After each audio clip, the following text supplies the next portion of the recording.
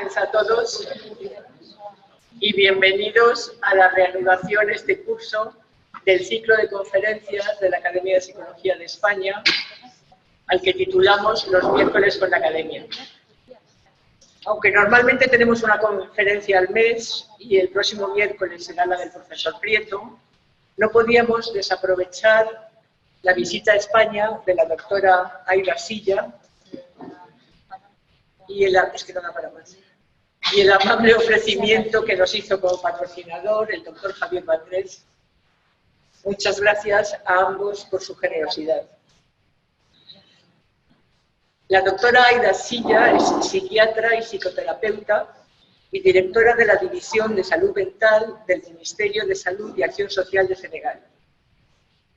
Cuenta con una amplia experiencia investigadora y es profesora de la Universidad de Dakar y presidenta electa de Alfapsi, Federación Internacional de Autores Francófonos de Asociaciones Nacionales de Psiquiatría de Ejercicio Privado de Argelia, Francia, Marruecos, Suiza, Túnez y Senegal. Hoy va a hablarnos de un tema tristemente de actualidad, la violencia de género. Cuando quiera, doctora Aida. Donc, je commence par remercier l'Académie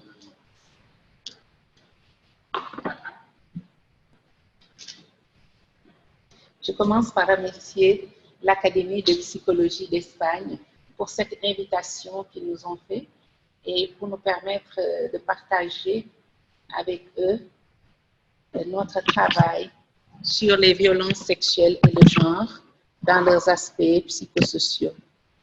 Donc, nous avons fait ce travail à partir de patientes femmes, mais je parlerai aussi du cas spécifique de garçons plus jeunes que nous recevons dans notre pratique, qui sont victimes donc de violences, surtout parfois de violences sexuelles, et un peu comment nous travaillons avec eux au niveau purement clinique, mais comment aussi au niveau associatif, au niveau étatique, nous essayons de faire bouger les choses pour améliorer la pratique dans ce sens. Buenas tardes, muchas gracias a todos. Muchas gracias a la Academia de Psicología de España por la invitación y por permitirnos estar aquí hoy y compartir nuestro trabajo sobre violencia sexual y de género en sus aspectos psicosociales. Nosotros hemos trabajado con pacientes, sobre todo mujeres. Nuestros estudios también incluyen a chicos, víctimas sobre todo de violencias sexuales. Veremos cómo trabajamos con ellos a nivel personal, clínico y también psicosocial. Muchas gracias. Alors, si nous commençons par les définitions de la violence, nous le comprenons comme la négation de l'autre de sa volonté, être avec quelqu'un et faire comme si cette personne n'existait pas, prendre l'emprise sur lui. Et dans ce contexte, nous évoquerons la dimension sexuelle de la violence, une dimension qui a déjà été étudiée en éthologie chez les animaux, avec des pulsions qui comportent parfois beaucoup de violence. Et dans ce cas, nous la définirons comme une attaque énergique dirigée contre quelqu'un avec l'intention de le meurtrir ou de le terrifier ou d'entreprendre la démolition de la personne elle-même. Et avec à la base souvent soit de la méconnaissance, soit de l'égoïsme qui peuvent générer cette violence-là. On parlait beaucoup de violence domestique, c'est-à-dire une violence qui survient dans les couples, mais à partir d'un moment, l'OMS a changé cette définition pour parler de violence venant d'un partenaire intime, parce qu'il est supposé qu'une violence ne saurait être domestique. Donc, on parle beaucoup plus de violence venant d'un partenaire intime. Empezaremos por la definición. ¿Qué es la violencia de este tipo? La negación de la otra persona, de su voluntad. y también nos interesará el contexto. Es una dimensión sexual, se basa sobre el estudio de sus impulsos y mucho procede de los estudios de etología. De hecho, las pulsiones de animales ya han sido, con violencia, ya han sido estudiadas por la etología. Definimos este tipo de ataques como ataques enérgicos, con intención de matar, de aterrar a la persona, la intención de emprender muchas veces la demolición de la persona. A la base de estas manifestaciones violentas está sobre todo el desconocimiento, está el egoísmo.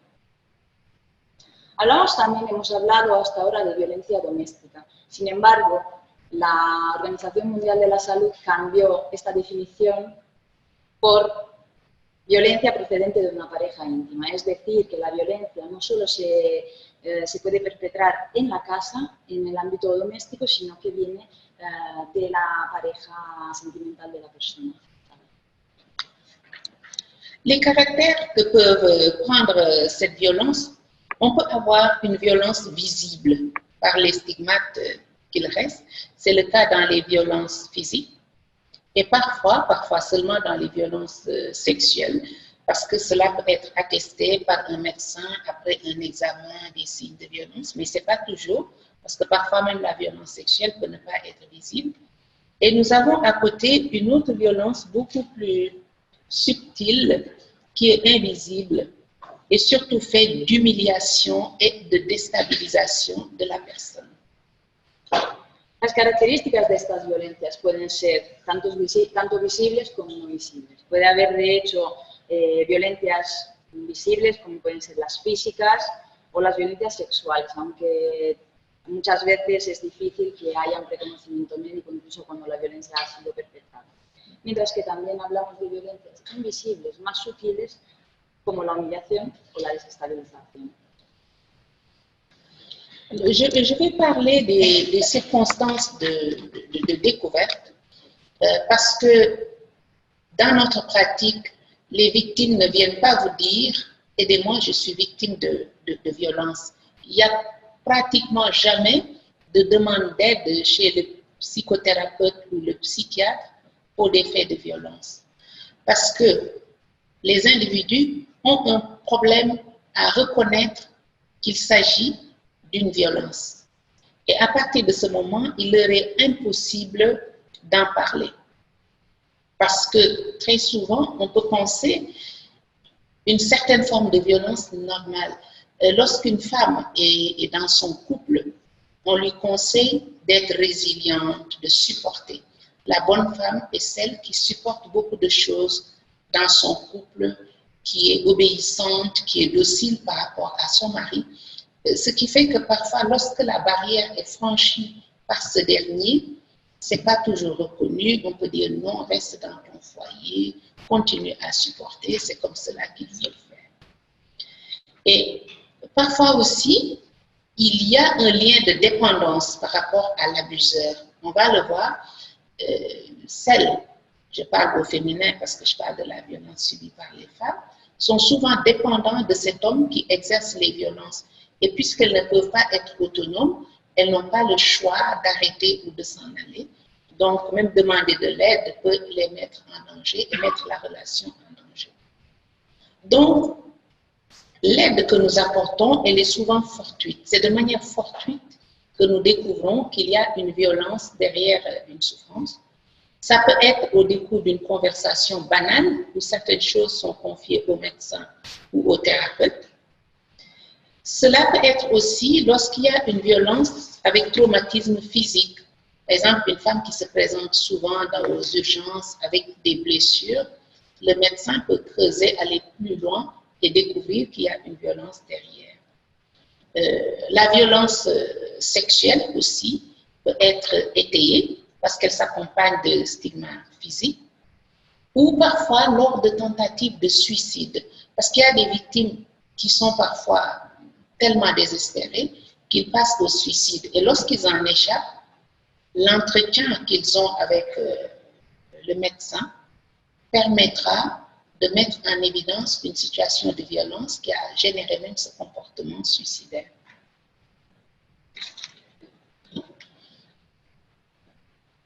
Las circunstancias del descubrimiento muchas veces son fortuitas. De hecho, las personas que han sido violadas o han tenido cierto tipo de problema de este tipo no reconocen haber sufrido una violencia. Por lo tanto, no piden ayuda directa al psicólogo o al psiquiatra. Entonces, muchas veces es difícil descubrir este tipo de violencia. También en el ámbito de la pareja, muchas mujeres se les aconseja todavía tradicionalmente ser sumisas, soportar, quedarse en el hogar a pesar de las violencias de sus maridos, etc. Y muchas veces, a menudo, estas mujeres tampoco son independientes económicamente, con lo cual tampoco se atreverían a dejar el hogar, no pueden. Por ello, la ayuda, muchísimas veces, que podemos brindar a estas personas es fortuita. Y la alarma muchas veces salta a través por conversaciones banales. En otros casos, las violencias, cuando las personas violadas presentan traumatismos físicos, en esos casos es más fácil que el médico pueda atestar que esta persona ha sufrido una violencia. También ocurre en el caso de la violencia sexual. En última instancia, muchas personas se ven desesperadas y recurren al suicidio. Cuando estas personas no consiguen llegar a quitarse la vida, es cuando conseguimos hablar con ellas y en entrevista con el médico descubrimos que han sufrido una violencia de este tipo. Un mot sur les auteurs de violence. Schématiquement, nous en voyons deux qui sont différents. Il y a des auteurs de violence que nous recevons en expertise ou spontanément à l'hôpital. En expertise, c'est lorsqu'ils sont arrêtés et envoyés par le juge avant de passer en jugement. C'est souvent des individus souffrant de paraphilie avec parfois une déficience intellectuelle. Ce sont des abus ponctuels et accidentels et c'est des auteurs sur lesquels on met facilement la main. Raison pour laquelle d'ailleurs, ils se retrouvent en prison parce qu'ils n'ont pas l'intelligence de cacher leurs gestes. Et chez ces auteurs, au décours de l'expertise, nous avons très souvent noté qu'ils se sentent tellement bien en prison qu'ils vous disent « faites tout pour que je ne sois pas libéré parce que je ne suis pas sûr de pouvoir arrêter ce que je fais » et on peut même m'agresser parce que parfois, il y a la sanction sociale lorsqu'on attrape un violeur, de le punir. Et donc ça, c'est le premier lot d'auteurs. Le deuxième lot maintenant, et c'est là où il y a plus de difficultés, nous les rencontrons lors des entretiens familiaux. Ce sont des dominateurs qui contrôlent et manipulent. C'est-à-dire, lorsqu'ils savent que la victime a demandé de l'aide, ou lorsqu'ils savent que la victime est en train de voir le médecin ou le psychiatre, ils feront tout pour être présents aux entretiens, savoir tout ce qui se dira, et ils essaieront de peser de leur force sur tout le système thérapeutique, même sur le thérapeute. C'est souvent des sujets chez lesquels on note un alcoolisme, ils abusent d'alcool. Et avec la victime, il y a souvent une relation pathologique abuseur-victime qui est très durable. Et c'est là où l'intervention, aussi bien du thérapeute que des autres intervenants de justice, est très difficile. Par exemple, c'est dans ces cas que la femme peut venir aujourd'hui demander de l'aide. La fois prochaine, elle vient avec son mari. Et une troisième fois, elle vous dit, non, tout ce que j'ai raconté était faux, ce n'était pas vrai. Et ça, c'est un gros problème pour les forces de l'ordre aussi. Ils nous disent que parfois la femme vient porter plainte avec une blessure et le lendemain, elle revient dire, non, je retire la plainte, je m'étais trompée, c'est parce que j'étais fâchée, ce n'était pas vrai. Et c'est les cas les plus difficiles et les plus dangereux pour tout le monde. Me gustaría ahora hablarles de los autores de la violencia. tenemos dos tipos de autores de violencia. Por un lado, hay personas que ya están fichadas por las fuerzas del orden, digamos, se desconoce, tienen parafilias y son conscientes también de tener este tipo de problema, por lo que deseamos que se queden el tiempo más largo posible en la cárcel. No queremos que salga para que no afecte nuevamente a la víctima. Por otro lado, tenemos a los dominantes. Esas personas son personas que manipulan a su pareja o a la persona a la que están dominando. Son personas que quieren estar presentes en las entrevistas con el psiquiatra, con el psicoterapeuta, y quieren imponer su fuerza también en el ámbito clínico. Muchas veces estas personas sufren de alcoholismo, tienen una relación patológica de abusador-víctima que es en la mayoría de los casos muy duradera. Y todo esto hace que los interventores, tanto sanitarios como las fuerzas del orden, tengan mucha dificultad para perseguir a los autores de la violencia. De hecho, muchas mujeres, cuando acuden a nosotros para pedir ayuda, lo hacen solas. Sí, sin embargo, en siguientes entrevistas puede que sean acompañadas por sus maridos. Y a la tercera vez se presentan solas y muchas veces, incluso en la policía, se presentan con evidentes signos de la violencia y retiran, sin embargo, la denuncia contra sus maridos diciendo que estaban enfadadas y había sido solo por rabia. Et toujours pour parler de ces auteurs de violence, et dans ces cas, ce sont des personnes qui vont représenter une autorité pour la victime, comme je le disais au début. Cela peut être le parent, c'est dans les cas d'inceste, un parent qui abuse donc de son enfant. Cela peut être un enseignant sur un élève qui va commettre des viols, des attouchements, ou une violence morale, ou parfois même une emprise morale. Un conjoint peut être auteur de violences sexuelles, de violences physiques, économiques ou morales. Alors pour le conjoint, c'est plus difficile parce qu'une fois, je faisais une formation pour les forces de l'ordre, c'était des gendarmes et des policiers.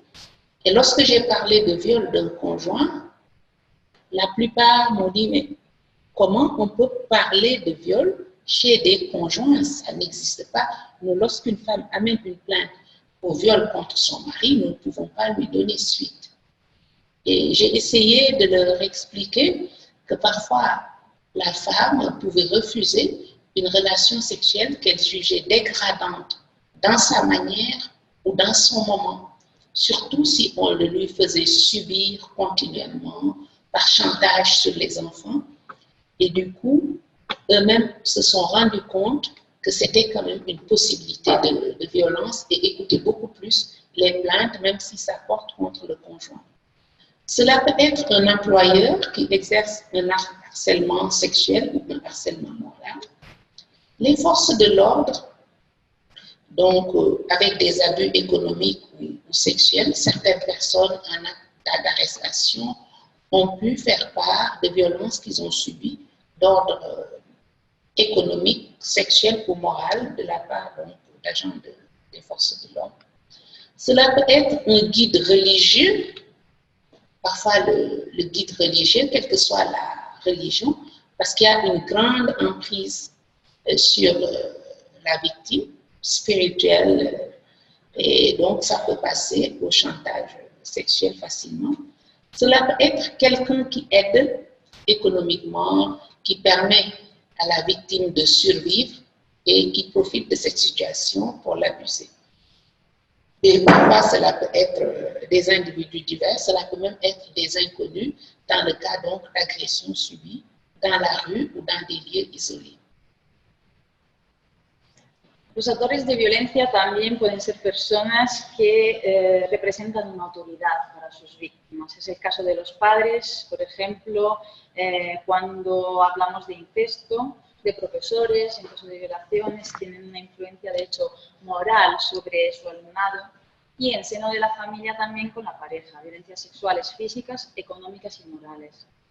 A la hora de hablar de violencia sexual en el ámbito familiar encontramos muchas dificultades, sobre todo cuando tenemos que denunciar este tipo de violencia.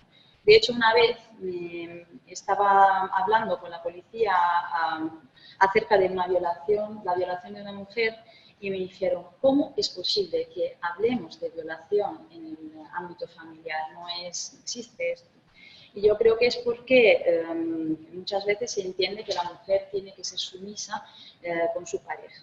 Y entonces les expliqué que una relación puede resultar degradante si forzamos a la mujer a mantener relaciones que sin su voluntad, pues hablamos de una violación, incluso cuando se hace chantaje emocional, hablando de los hijos, etc. Entonces allí la policía se dio cuenta de lo que quería yo decir cuando hablaba de violencia en el seno de la familia. También hablamos de violencia de este tipo en el ámbito del trabajo cuando la perpetra un empleador, cuando son las fuerzas del orden las que cometen abusos sexuales. También tenemos el caso de los guías espirituales, quienes pueden influenciar a la víctima tanto moralmente como económicamente.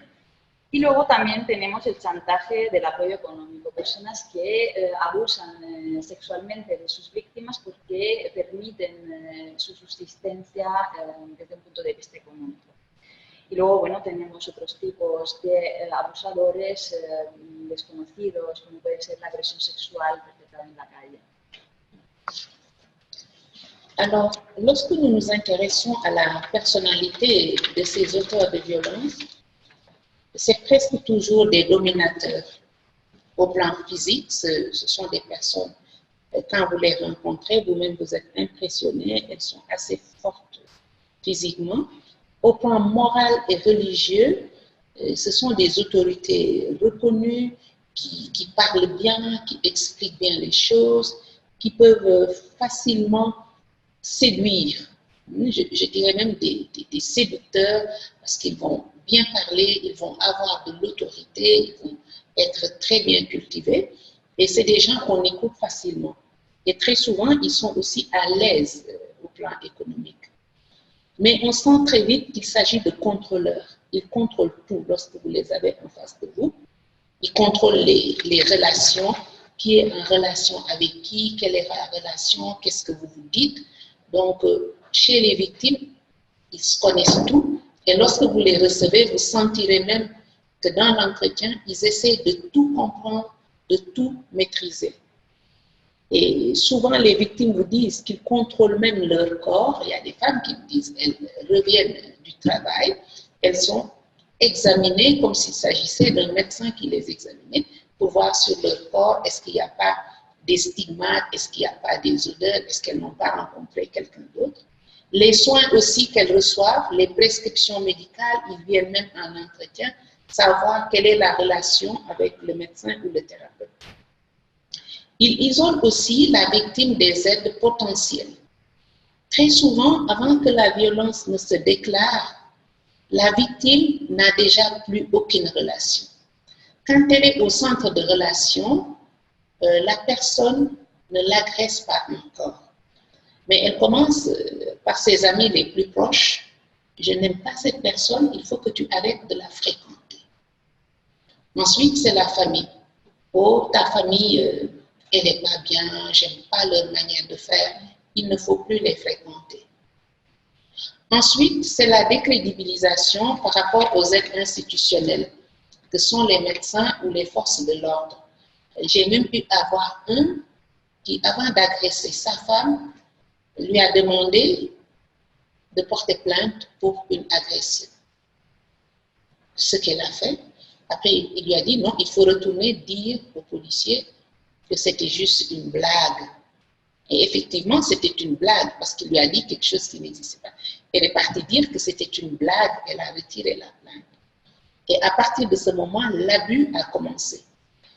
Et donc, du coup, les policiers se sont dit, on ne s'en mêle plus, elle ne sait pas ce qu'elle veut, elle nous fait des blagues, c'est pas sérieux. Et elle-même avait des difficultés pour aller vers les forces de l'ordre parce qu'elle savait qu'elle était déjà donc décrédibilisée. Et donc, il faut retenir que la méthode prédominante de ces auteurs, c'est la manipulation. Et parfois, on se rend compte que c'est une manipulation qu'ils ont apprise parce qu'eux-mêmes, dans d'autres situations, ont eu à être des victimes manipulées et ils le reproduisent donc dans la nouvelle relation où ils deviennent les agresseurs et les dominateurs.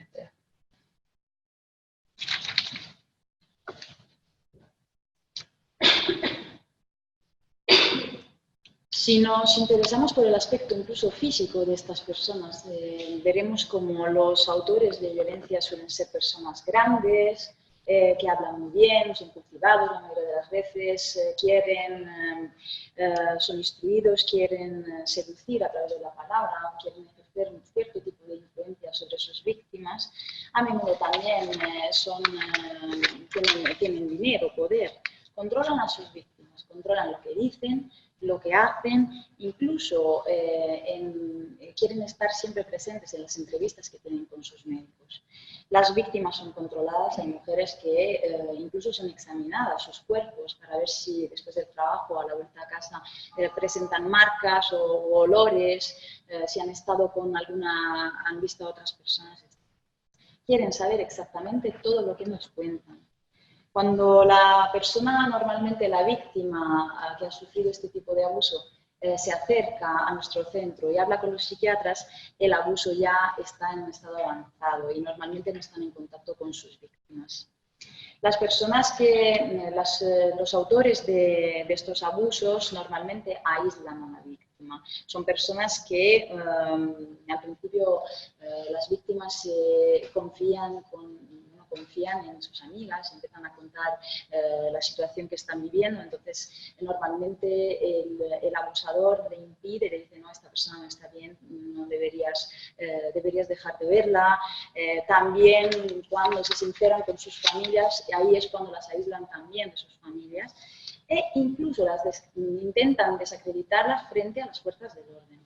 Una vez una señora, una paciente, se presentó en comisaría porque su marido le había pedido que pusiera una denuncia por malos tratos.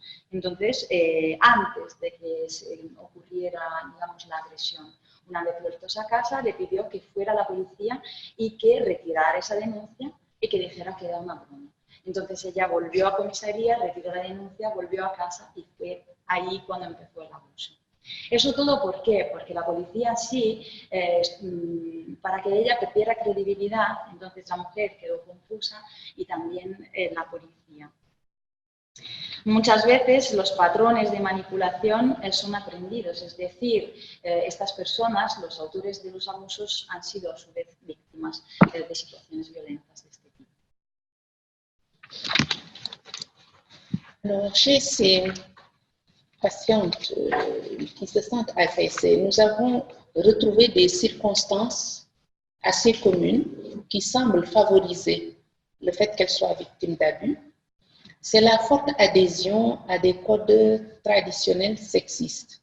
Ce sont des codes qui existent, qui sont en train de disparaître, mais on voit que certaines personnes d'un certain milieu y adhèrent encore fortement au point de supporter parfois l'insupportable. La mauvaise situation socio-économique aussi favorise, comme la pauvreté, l'analphabétisme, mais aussi l'exclusion, c'est-à-dire des femmes qui ont déjà eu à prendre de la drogue, à être alcooliques, auront plus difficilement tendance à demander de l'aide à qui que ce soit parce qu'elles sont déjà stigmatisées. Les familles isolées qui n'ont pas de lien avec d'autres personnes, des parents qui sont séparés, parfois dans ces familles, on peut voir des situations d'inceste. L'inégalité entre hommes et femmes, lorsqu'on a une dépendance totale ou très forte au niveau économique ou social, peut favoriser ces situations. L'absence d'autonomie de ces femmes, très souvent les femmes victimes ne sont pas autonomes, mais aussi l'absence de loi protectrice. Hein. Ça, j'y reviendrai. Nous pensons que l'arsenal juridique n'était pas assez répressif pour les auteurs de violence. Certaines situations de conflit, de catastrophe qui génèrent un désordre. Lorsqu'il y a un désordre ambiant, parce que les familles sont déplacées après une catastrophe, ou lorsque dans une zone, il y a des conflits qui perturbent la dynamique familiale et sociale, cela peut favoriser ces situations de violence, mais aussi une ambiance de violence dans des zones violentes où il y a beaucoup de vols, beaucoup d'agressions. Nous avons vu que les violences sont nombreuses et vont jusqu'à la violence sexuelle ou physique.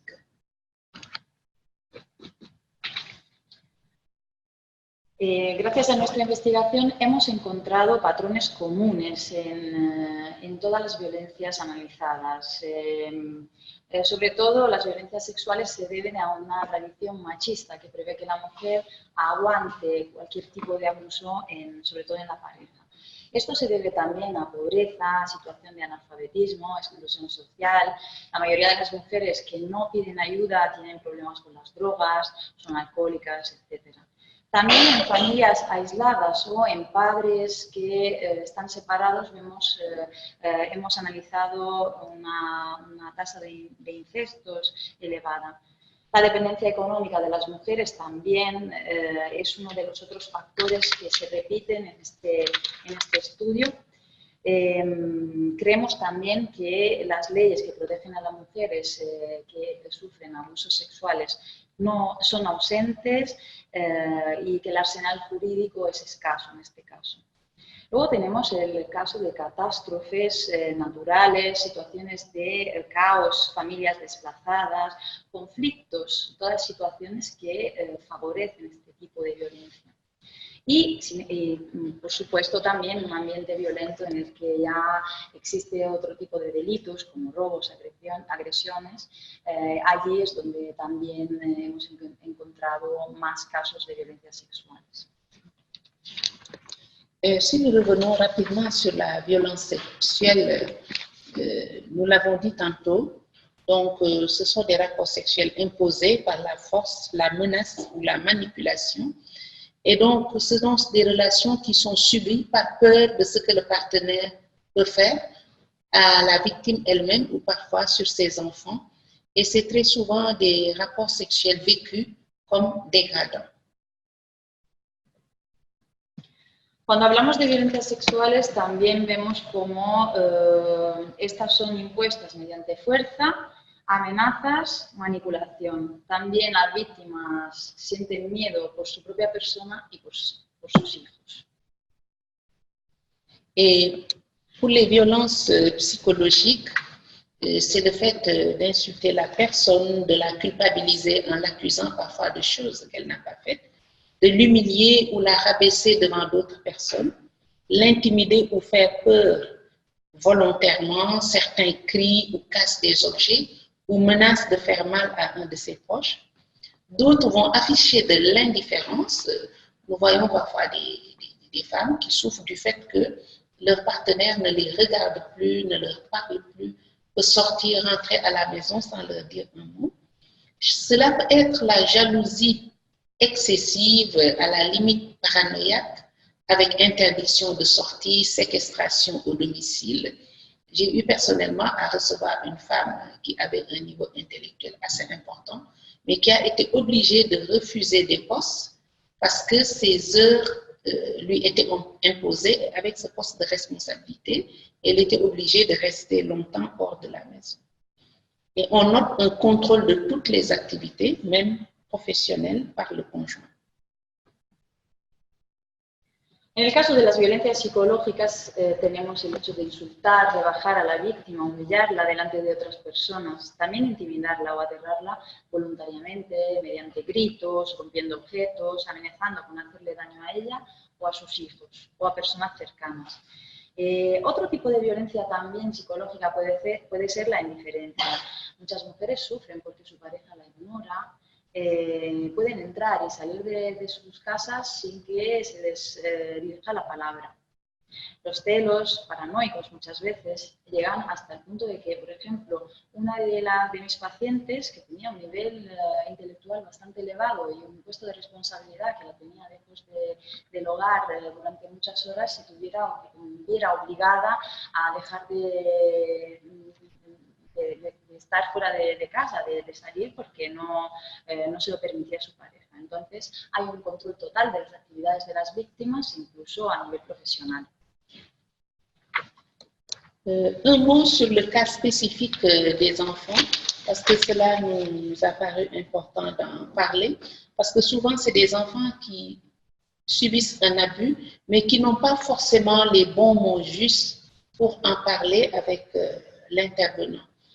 Et donc, ils vont utiliser des mots d'enfants, et souvent l'abuseur connaît bien ce niveau des enfants et il les manipule.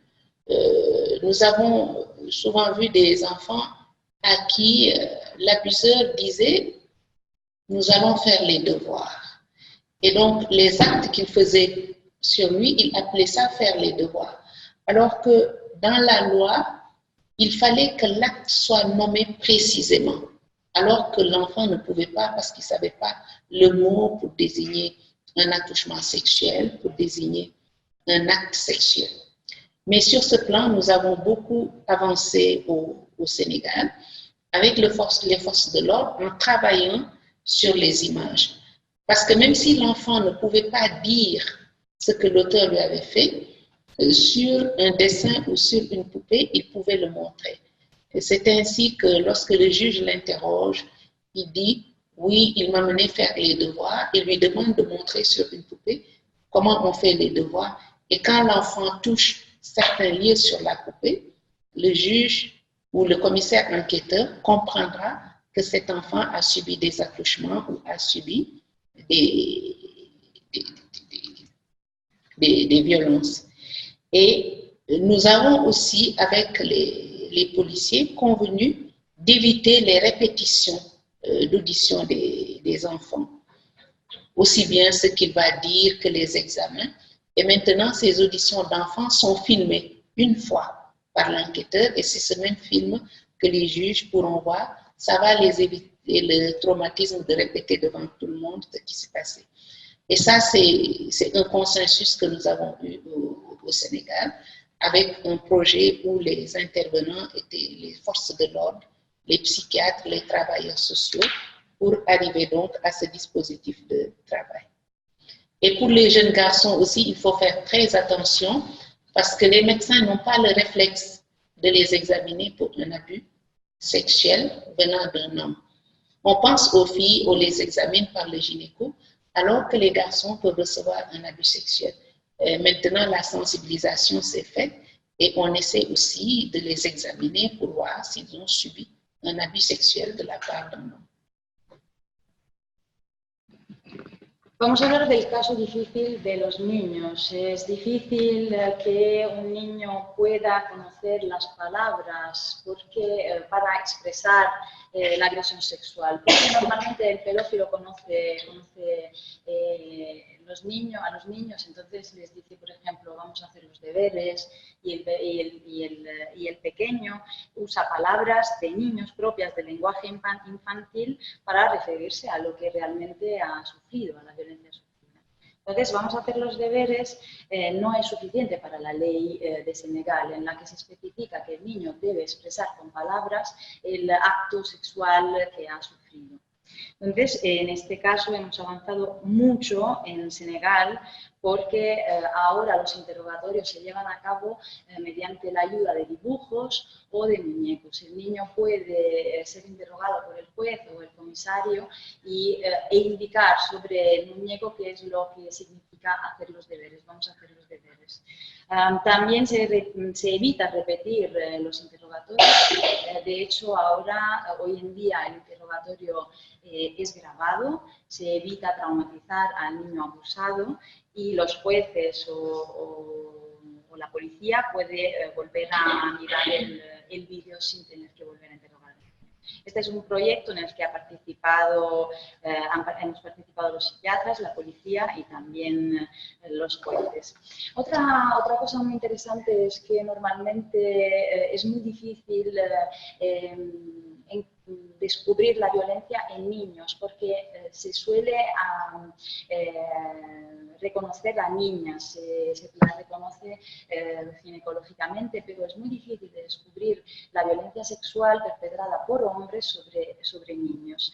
Y ahí también se ha hecho una labor de sensibilización por nuestra parte para que también los niños puedan ser atendidos en este sentido. La maladie aussi intervient dans la prise en charge de ces victimes de violence et parfois peut poser certaines difficultés. C'est un peu l'accusation fantasmatique qu'on a vue chez certaines patientes hystériques qui ont pu accuser à tort un abuseur imaginaire sans qu'il en soit un. Parfois aussi des accusations délirantes. Et c'est des situations où les psys doivent élargir le cercle des intervenants en travaillant avec les familles, les interventions associatives pour en savoir beaucoup plus sur les circonstances. L'état de stress aussi que peuvent générer certains abus, la culpabilité même de la victime qui peut parfois essayer de protéger son abuseur en pensant l'avoir séduit, avoir provoqué la situation de violence. On a aussi parfois eu des pathologies psychotiques qui se sont développées soit avant, soit après l'abus et qui rendaient difficile donc les entretiens pour avoir le plus d'informations possible.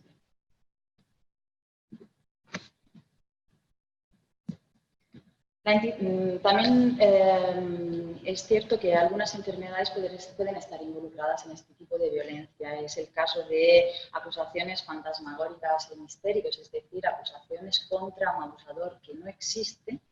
También el caso de acusaciones delirantes y allí tenemos que investigar para conocer el entorno familiar o el entorno de la persona que acusa haber sufrido violencias de este tipo. Luego tenemos el estado de estrés y de profunda culpabilidad que experimentan las víctimas de este tipo de violencia. Y patologías que se desarrollan después de haber sufrido este tipo de violencia. Incluso las personas que sufren violencias sexuales intentan por la relación dominante y víctima con el abusador, intentan protegerlo. Estas patologías hacen que sea más difícil obtener informaciones durante las entrevistas con el psiquiatra.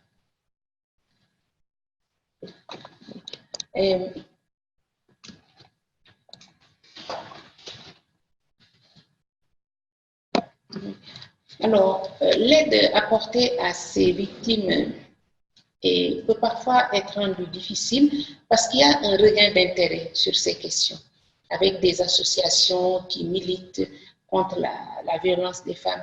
Et ce sont des situations qui ont tendance à être très médiatisées. Vous recevez la victime qui porte plainte et très vite, vous pouvez entendre dans les journaux parler de cette situation. Et il y a beaucoup d'intervenants qui ne sont pas professionnels, qui sont des militants, qui viennent des associations. Et il devient difficile de maintenir la confidentialité parce qu'on ne sait plus d'où part l'information. Et parfois aussi, quand c'est médiatisé, vous avez la population qui va s'impliquer, qui va prendre position. Et ça met une difficulté, surtout chez les juges, parce que tout le monde attend un verdict, les gens annoncent déjà un verdict.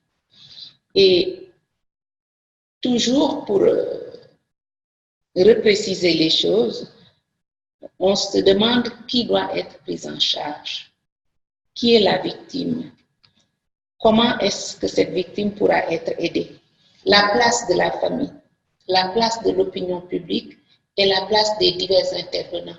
Alors, très souvent, l'intervenant psy ou psychosocial se trouve à jouer le rôle un peu du chef d'orchestre pour repréciser les places, pour éviter que certains ne débordent, qu'ils empiètent sur les autres, parce que parfois, beaucoup de militants associatifs, on a l'impression que derrière leur intervention, il y a une souffrance personnelle, peut-être que même l'abuseur est perçu peut-être comme un abuseur qu'ils ont eu à rencontrer dans leur vie, et il faut mettre des limites pour éviter donc qu'il y ait de nouveau des abus du fait même de l'intervention.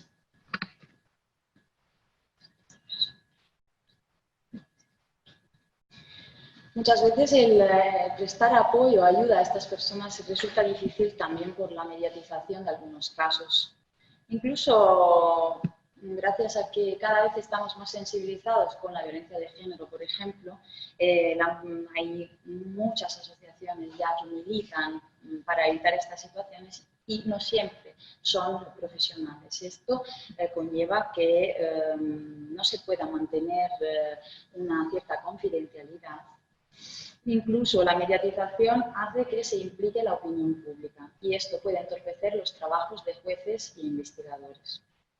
Es muy importante para nosotros apoyar, saber a quién apoyamos, a la víctima, quién es la víctima, qué es lo que ha sufrido, quién es su familia, cómo podemos ayudarla. Identificar cuál es el papel que juega, el peso que tiene en la opinión pública y también ver quiénes son los intervinientes, porque muchas veces ellos mismos han sufrido situaciones de abusos en el pasado y hace que esto magnifique las noticias y entorpezcan el trabajo de los jueces. Alors, nous avons de nouvelles pistes de travail, je tiens à le préciser, parce que nous avons de plus en plus des psychologues formés au Sénégal, même si nous n'avons pas de département de psychologie. Ils ont été formés dans d'autres pays et sont maintenant de retour. Une société civile qui est de plus en plus dynamique, mais aussi de plus en plus informée sur ces questions pour ne pas déraper lors des interventions. Et nous avons même enregistré cette année des plaintes contre des animateurs de médias. C'est un animateur qui, lors d'une émission, a eu à dire « Oui, les filles vont se faire violer parce qu'elles s'habillent de manière indécente. » Et c'est deux psychologues dames que je connais qui ont porté plainte.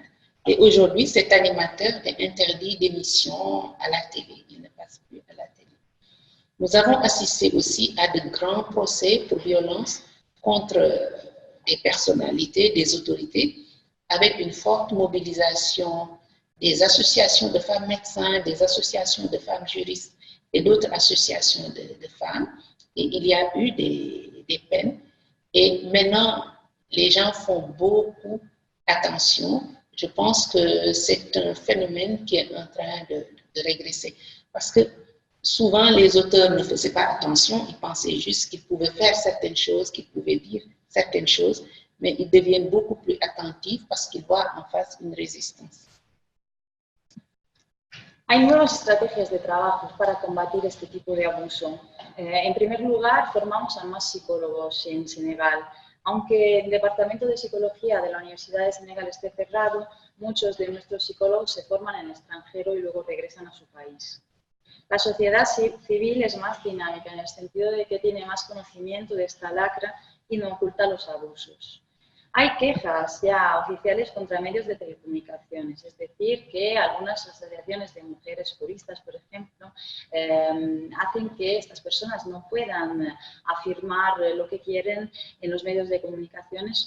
Y es el caso de dos psicólogas que conozco, quienes han presentado una queja oficial contra un interlocutor de la televisión, quien afirmó que las chicas se visten de manera provocativa y eso hace, y por eso son violadas. Entonces hay más atención en estos temas, porque hasta ahora todo el mundo creía que podía decir lo que quisiera y sin embargo han visto que no es así y se están movilizando ya personas profesionales contra ello.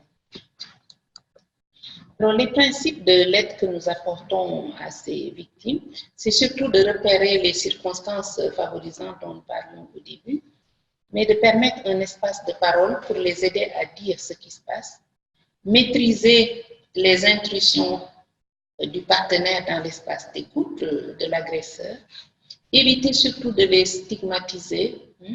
Vous l'avez cherché, comment vous avez pu vous mettre dans cette situation? C'est des questions qu'il faut toujours éviter. Éviter de s'isoler avec ses victimes en identifiant les autres professionnels qui doivent intervenir parce que nous ne pouvons pas tout faire. Il faut toujours un réseau.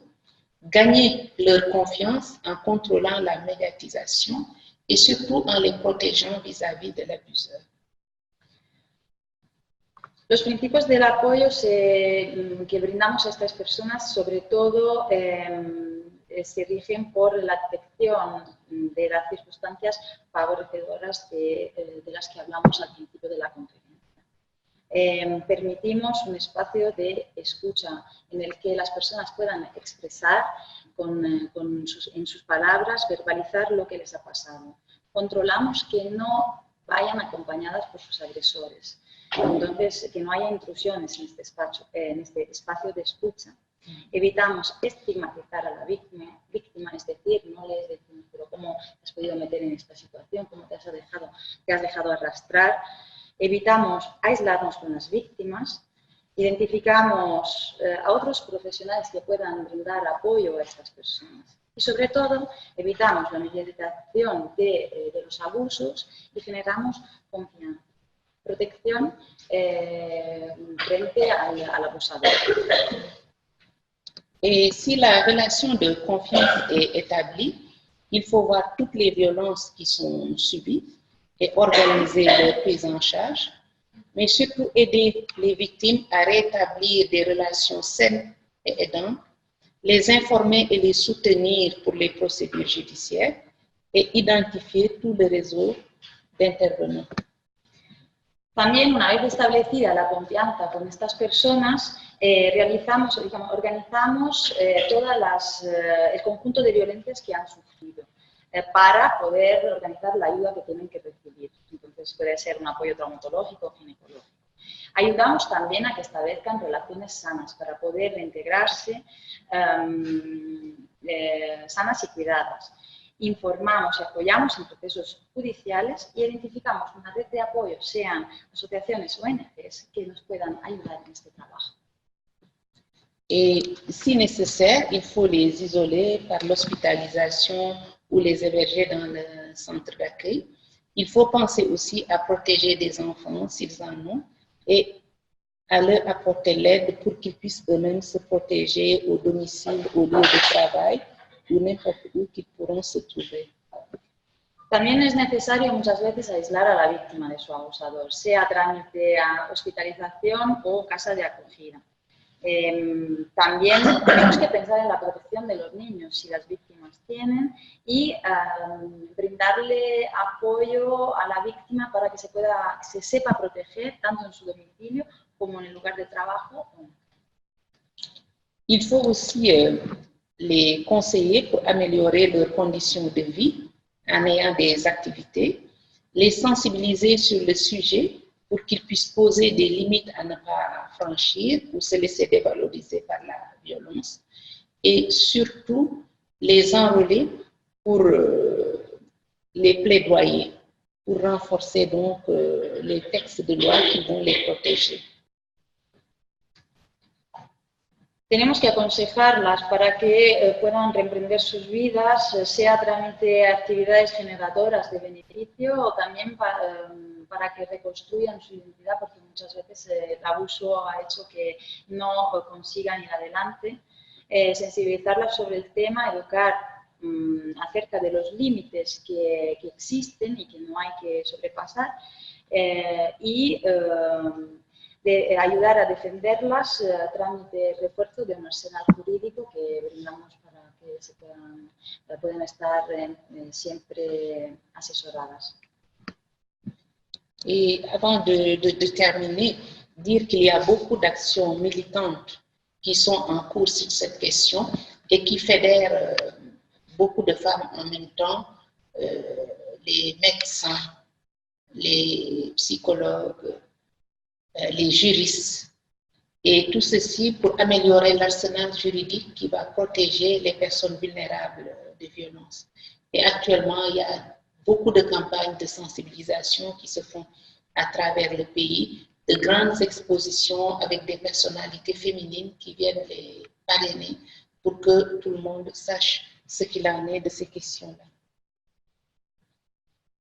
Se han emprendido acciones militantes en este sentido, presiones para mejorar la normativa legal de protección para ayudar a las víctimas, campañas de sensibilización en todo el país, también a través de la exposición mediática de personajes femeninos que ayudan contra los abusos de la violencia de género. Donc, en résumé, pour conclure, nous dirons que la violence subie est difficilement dite par peur, par mauvaise information ou par le caractère même de la relation entre l'abuseur et la victime. Et les intervenants devront être attentifs au discours des victimes, les mettre en confiance en créant un espace d'écoute sécurisé, penser à la protection de la victime au plan physique mais aussi social, identifier avec elle des structures d'aide et d'accueil, et l'arrêt de la violence, il faut le savoir, passera forcément par une autonomisation de celles qui en sont victimes. Il faudra planifier sur le court, moyen et long terme afin d'aider à rétablir des relations, à sortir de l'isolement et être autonome. Para terminar, la violencia sufrida difícilmente se cuenta, sea por miedo, sea por desinformación o por el carácter de la relación entre abusador y víctima. Entonces, el interviniente deberá, en primer lugar, estar atento a lo que cuentan los pacientes, las víctimas, ponerlos en una posición de confianza, de escucha, crear un espacio de escucha seguro, pensar en su protección, tanto física como social, identificar con ella las estructuras de ayuda social y de acogida. Saber que la interrupción del abuso, la mayoría de las veces, pasa a través de la autonomización de la víctima y planificar por ello, con ella, a corto, medio, a largo plazo, su autonomía. Ayudar a restablecer incluso relaciones sanas para que pueda salir del aislamiento. Muchas gracias. Muchas gracias.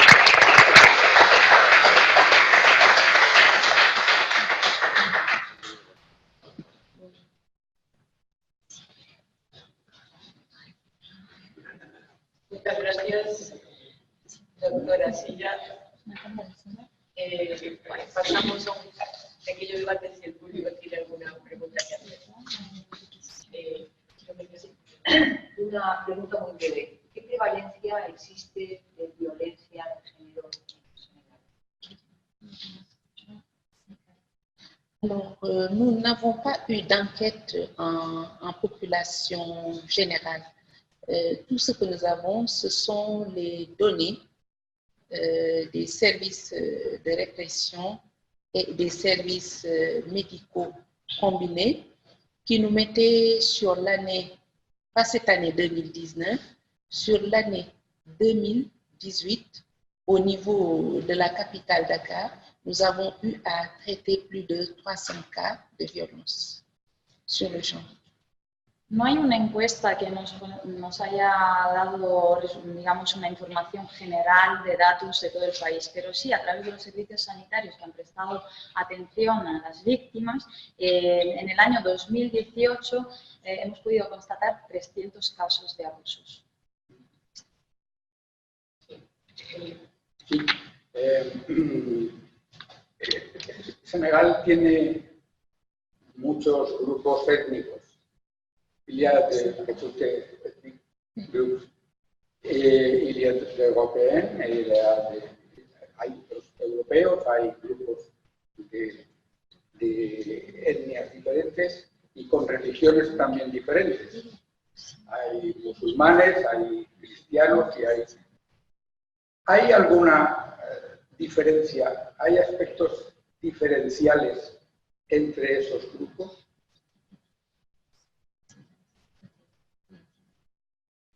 Par rapport à la violence, Sí, En relación con la violencia. claro, claro. Pues no non, hay... nous n'avons pas noté de différence significative entre ces différents groupes qui sont tous représentés proportionnellement à leur taux. No, no hay diferencias significativas relevantes en este sentido. Digamos que la incidencia es bastante proporcional. Nous ne pouvons pas dire que c'est plus présent dans ce groupe que dans l'autre. No podemos afirmar que haya una tasa más elevada en un grupo con respecto a otro.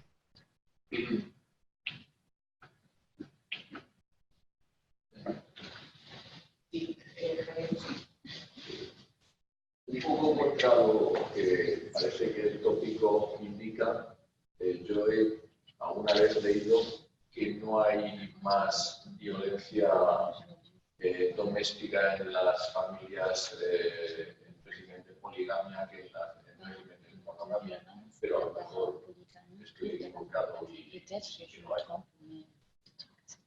Oui, ça, j'ai eu personnellement à le trouver sur une forme spéciale de violence qui était l'inceste.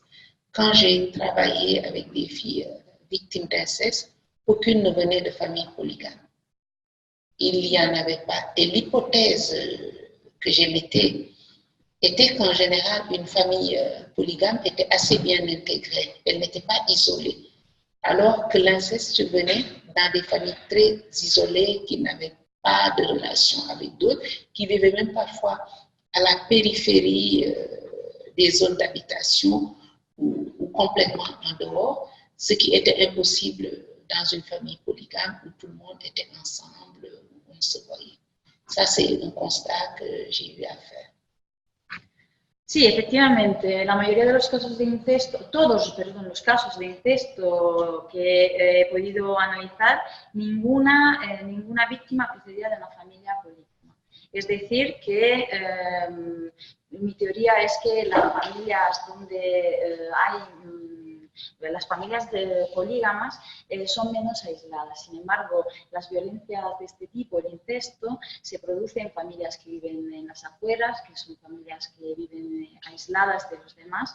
Y también creo que en las familias polígamas las personas se ven mucho entre ellos, están, digamos, todo más visible, más controlado.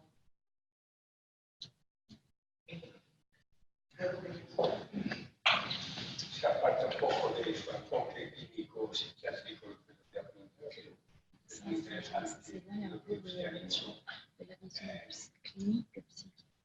¿Qué piensa usted de habida cuenta que todo comportamiento es un porcentaje quizás biológico cultural de los genes y hormonas?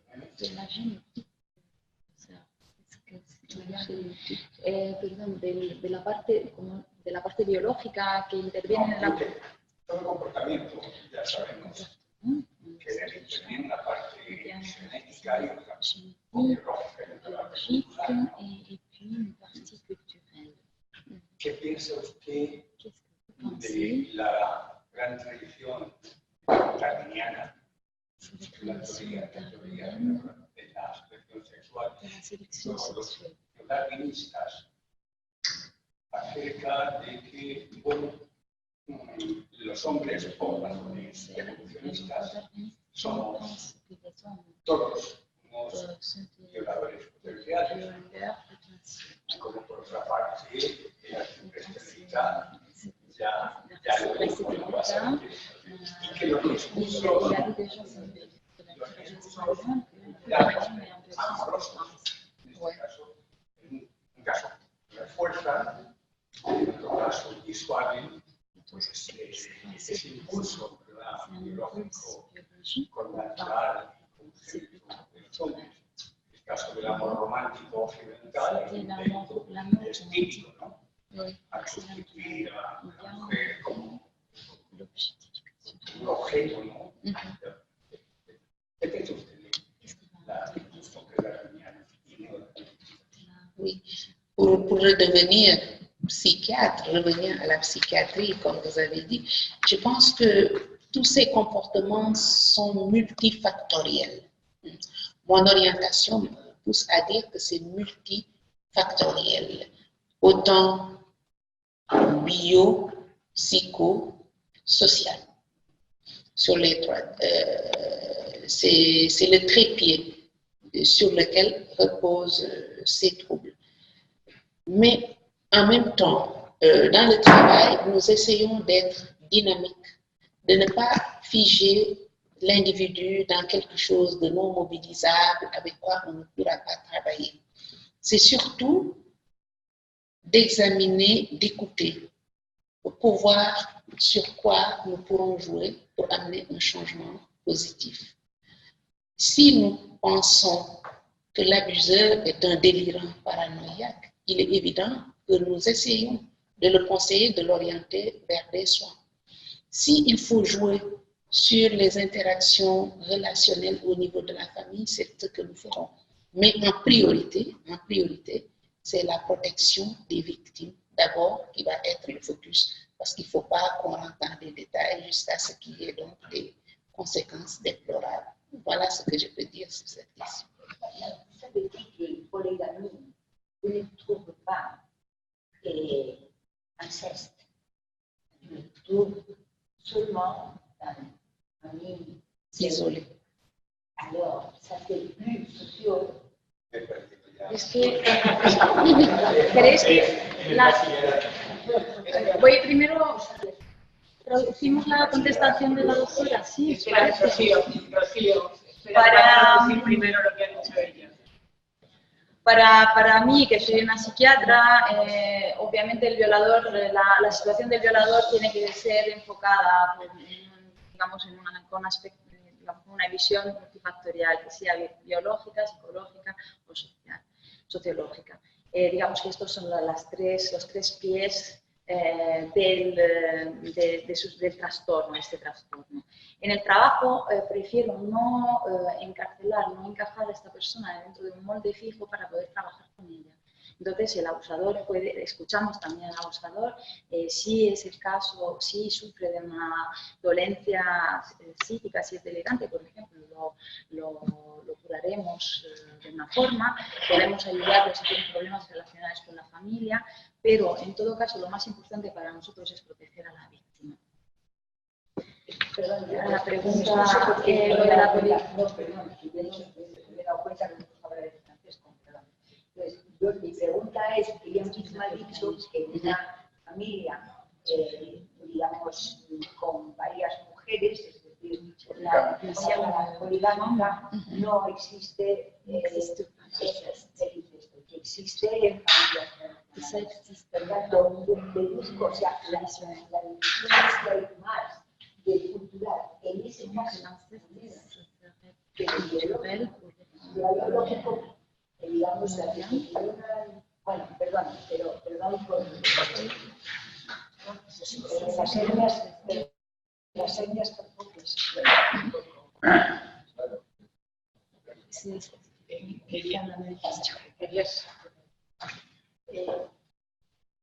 He entendido que en la evaluación del abuso infantil se utilizan dibujos y muñecos. Sí,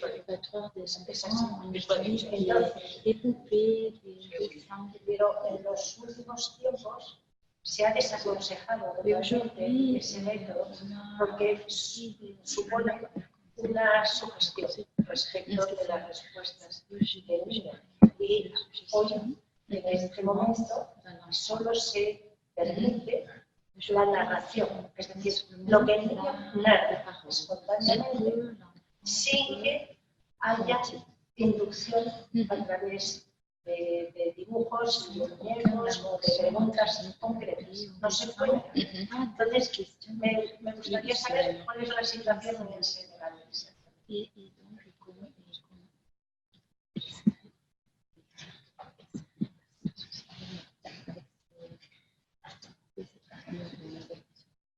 Je repose une question. Maintenant qu'ils ont arrêté d'utiliser les images, est-ce que les enfants parviennent à tout dire? Voy a contestar con una pregunta a mi vez. Entonces, ahora que aquí en España se ha desaconsejado o no se permite ya este sistema con los muñecos o con los dibujos, ¿cuál es el sistema? Los niños consiguen contar porque La narración. Ils ont les mots. Y entonces poseen las palabras para contarlo, para narrarlo. En ese sentido, es a partir de un niño que tiene la maduración suficiente para alcanzar el lenguaje. Pero antes del lenguaje, el único testimonio es de un adulto. Porque el niño, si sabe que ha sido violado, no puede decirlo ni con dibujos ni sin dibujos. Est-ce que le juge accepte le langage des enfants? Y entonces el juez, vuelve a preguntar la doctora, el juez entonces acepta el lenguaje infantil, es lo que pregunta. Es decir, el juez acepta las palabras del niño, porque la ley en Senegal no lo permite. Las palabras del niño, naturalmente, cuando están filmadas y están hechas correctamente, las cuestiones que nunca son directas, siempre son de estimulación de narración. Es que la estimulación de la narración. D'accord. Disculpa, sí. Es que lo que ella ha comentado es que en la justicia en Senegal solo admiten las palabras exactas que dice el niño. Y si el niño dice que ha estado jugando, es un juego. Es lo que Pero si tú preguntas cuando todas las narraciones que hace el niño y todo lo que el profesional hace está grabado, y si tú preguntas, ¿te han tocado? Eso ya no lo hace judicialmente. Porque te han tocado es una cuestión para un niño. Que puede decir sí o no, sin que sea garantía de veracidad. Bueno, la veracidad del testimonio es Il faut dire que pero con los niños todavía más. il faut dire que l'enfant est seul avec l'enquêteur, qui est filmé pour être transmis au juge. Le psy n'assiste pas à l'interrogatoire. Il peut être envoyé comme si c'était une expertise pour qu'il évalue avec lui et qu'il rende compte au juge. Le juge peut requérir le psy comme expert, mais il n'est pas là au moment de l'entretien. Hay que decir que el niño está solo con el juez, con la persona que le va a interrogar.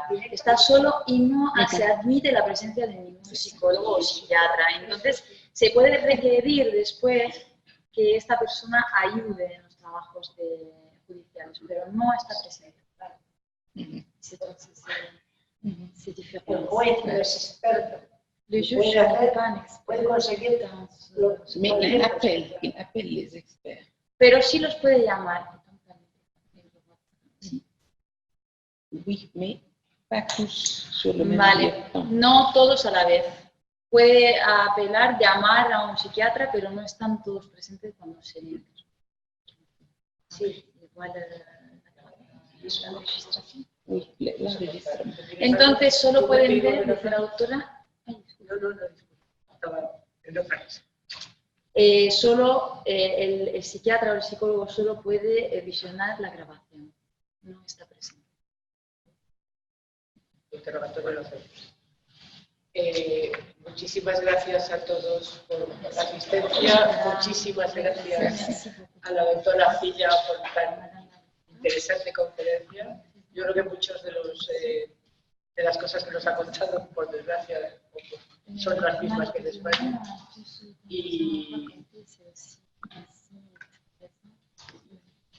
Y gracias. Gracias.